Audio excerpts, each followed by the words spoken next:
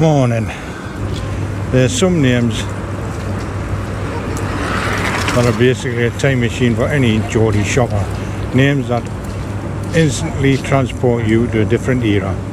Long before online shopping and endless scrolling, they were giants of Newcastle High Street. Names that you felt that they were part of the city's very foundations. These weren't just shops, these were meeting places, Saturday hangouts, and places where generations of us made memories. So let's take a walk down memory lane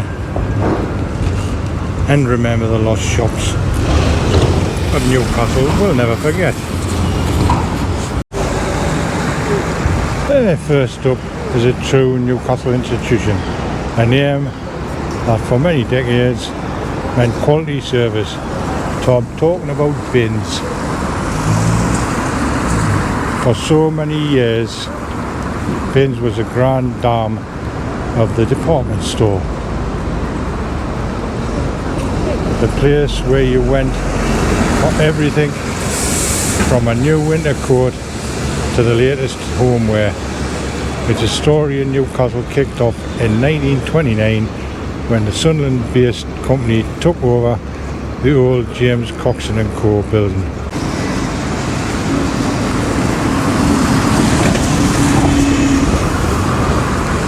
The story in Newcastle kicked off in 1929 when the Sunderland-based company took over the old James Coxon & Co building on the corner of Grey Street and Market Street.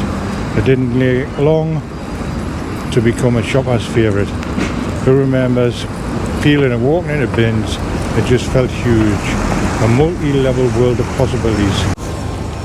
And I think it was around here was the site of Woolworths, or Woolies as it was known.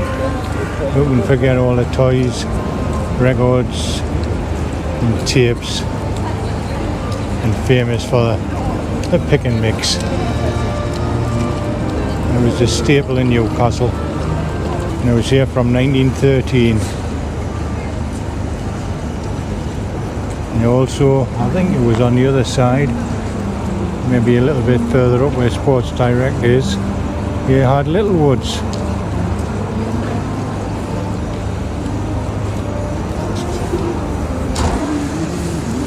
As we walk up Northumberland Street, with their names, big names that's disappeared, the likes of C and A, and Colours. There was a huge furniture maker, furniture store. Also had the travel agency section. I think it was College Pegasus that, but it was within the building. You used to walk down like a corridor into the shop. Other ones that's left to Northumberland Street there, the HMV.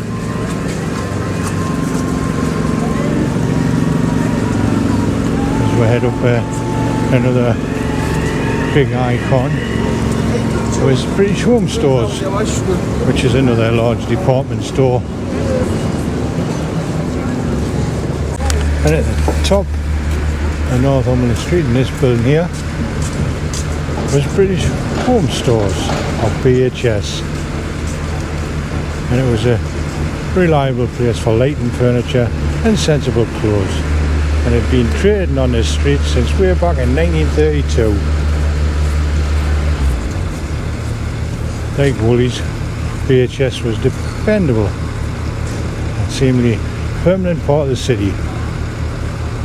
But that all went tits up in 2000 when it was sold to Philip Green, or Sir Philip Green, for 200 million.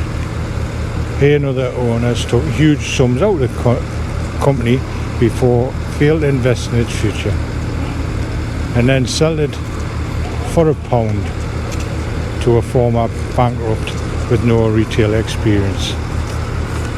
A year later it fell apart and the company dissolved.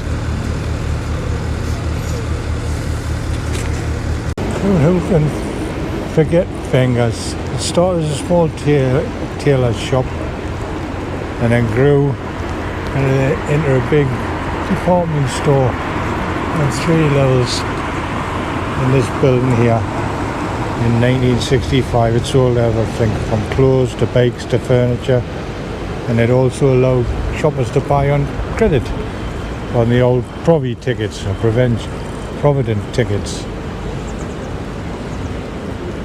But with the opening of Eldon Square, shoppers tended to drift more into that, and the building actually closed in 83.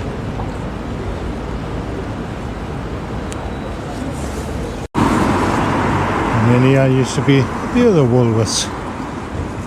And on the opposite side of the road, I can't remember exactly where it was, we're on Clayton Street now by the way, was a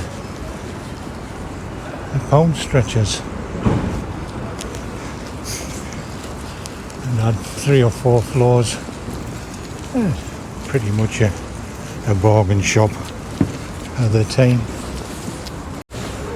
Now we're on Nun Street, and who can forget Fornans?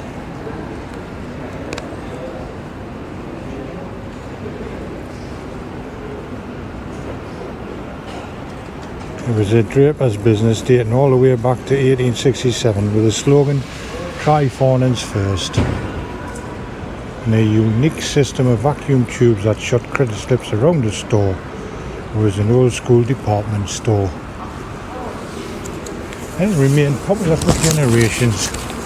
I remember going there with me mother many a time. And in the 80s I had Geordie jeans. It wasn't a top end boutique, but it was a staple for many Geordies, with the slightly bigger sizes of 11s and 13s. And you can remember the red piping down the side of the jeans.